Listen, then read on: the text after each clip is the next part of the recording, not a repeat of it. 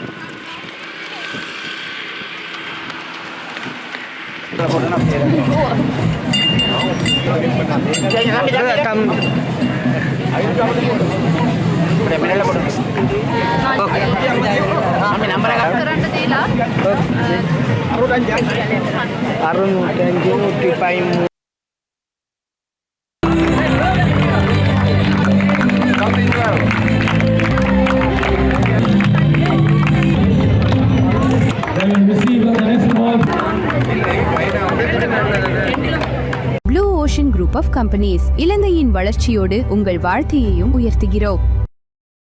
Nestomalt 6 தசாப்தங்களுக்கு மேலாக இலங்கையர்களுக்கு ஊக்கமளித்து வருகின்றது.